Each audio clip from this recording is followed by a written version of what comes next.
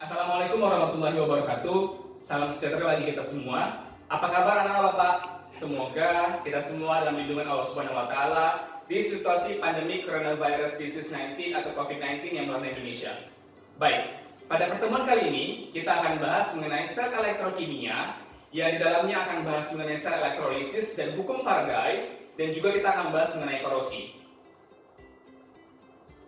Adapun tujuan pembelajaran yang akan dicapai pada pertemuan kali ini adalah peserta didik mampu yang pertama memahami konsep sel elektrolisis tentang diagram atau simulasi sel elektrolisis dan proses yang terjadi. Yang kedua, konsep penggunaan hukum Faraday untuk menentukan hubungan antara muatan listrik yang digunakan dengan banyaknya hasil reaksi. Dan yang ketiga, peristiwa korosi dan menganalisis faktor-faktor yang menyebabkan dan mempercepat korosi.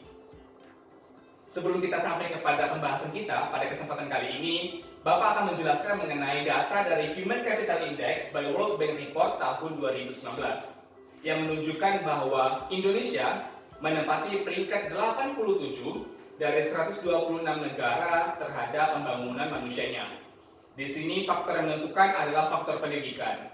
Untuk itu, jika kita cinta dengan negara kita Indonesia, maka kita harus senantiasa belajar dengan giat dan penuh dengan tekun dan ulet untuk meningkatkan posisi ranking yang ada di Indonesia. Bapak harap demikian. Kemudian, kita akan bahas mengenai sel elektrolisis yang merupakan tujuan pembelajaran kita pada yang pertama. Nah, pernahkah anak-anak Bapak melihat pada gambar di samping? Ya, benar. Gambar di samping merupakan gambar kunci dan juga pin. Apa hubungannya dengan pembelajaran kita pada kesempatan kali ini? Hubungannya adalah kita dapat mempelajari sel elektrolisis dengan kaitannya pada kehidupan sehari-hari. Bahwa banyak sekali kehidupan yang ada di dunia ini bergantung pada kimia. Salah satunya adalah sel elektrolisis, di mana penggunaannya adalah pada hal penyembuhan logam. Baik, kita akan mengetahui dulu apa yang dimaksud dengan sel elektrolisis. Sel elektrolisis adalah penguraian suatu elektrolit oleh arus listrik. Pada elektrolisis, arus listrik digunakan untuk memacu berlangsungnya reaksi reduksi oksidasi yang tidak spontan. Energi listrik diubah menjadi energi kimia. Pada sel elektrolisis, reaksi kimia akan terjadi jika arus listrik dialirkan melalui larutan elektrolit. Maka dari itu penting untuk memahami reaksi reduksi oksidasi dan larutan elektrolit dan non-elektrolit sebelum mempelajari materi sel elektrolisis ini.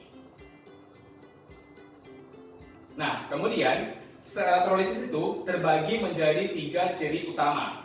Apa saja? Yang pertama, ada larutan elektrolit yang mengandung ion bebas. Jadi, larutan yang dapat mengantarkan arus listrik harus ada.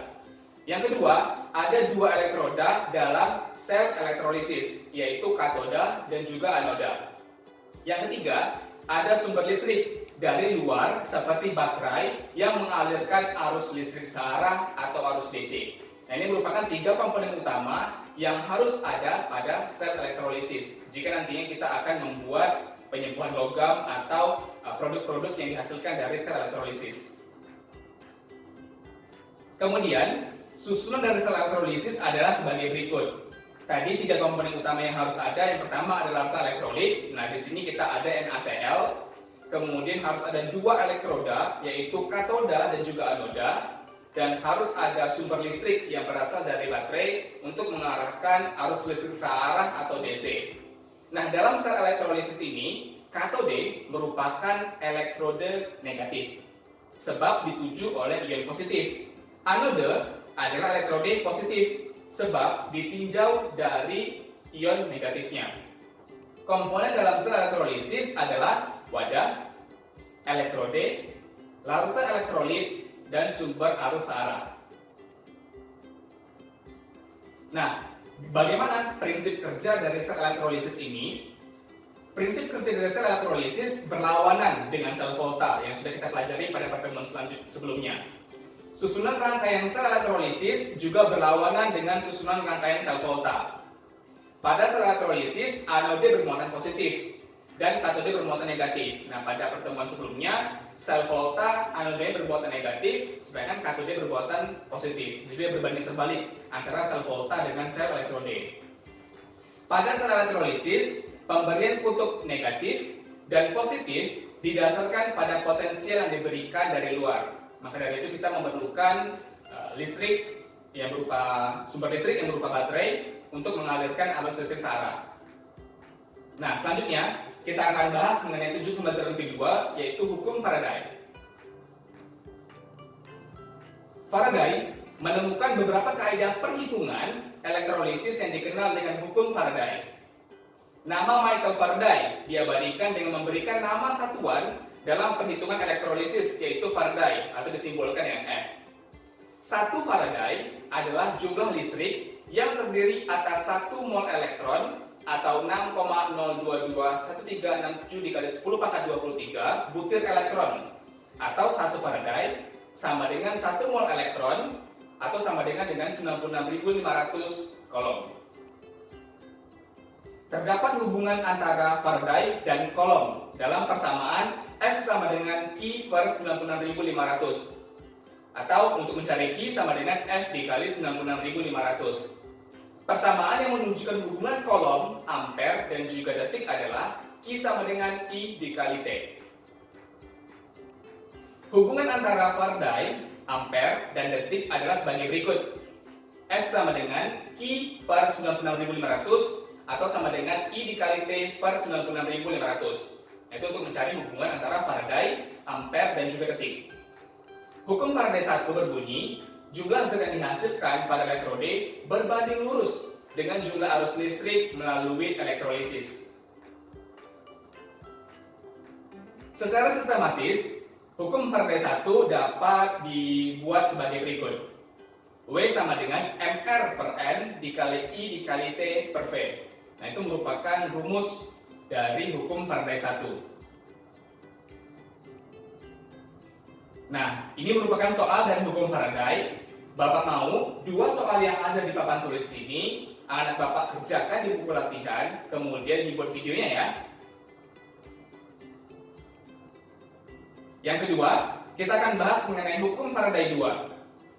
Jika arus listrik yang sama dilewatkan pada beberapa sel elektrolisis, maka berat zat yang dihasilkan masing-masing sel berbanding lurus dengan berat ekivalen zat itu. Nah, itu merupakan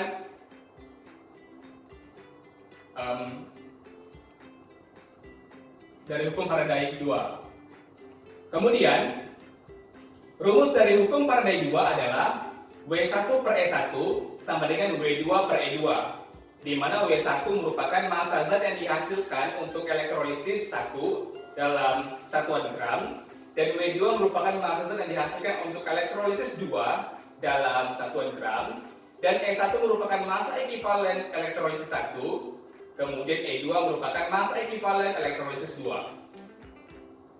Nah, ini merupakan soal dari hukum Faraday 2. Ada 2 soal, Bapak ingin anak Bapak untuk mengerjakan soal ini, kemudian dibuat video pembahasannya melalui Google Classroom, seperti itu.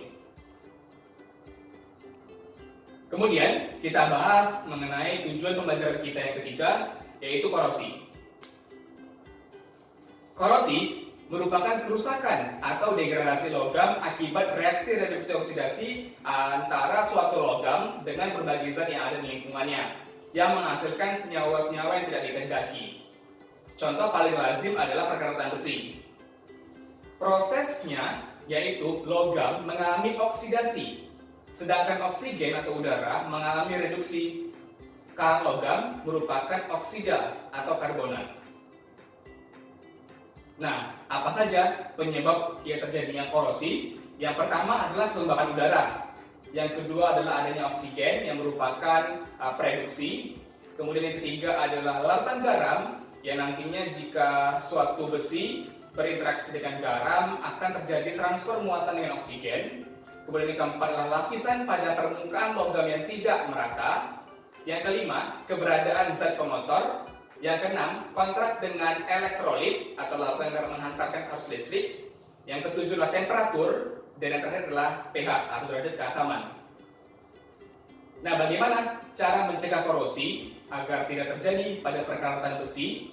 Yang pertama, mencegah kontak langsung dengan udara atau air. Yang kedua, pemakaian logam alloy atau logam yang tahan karat.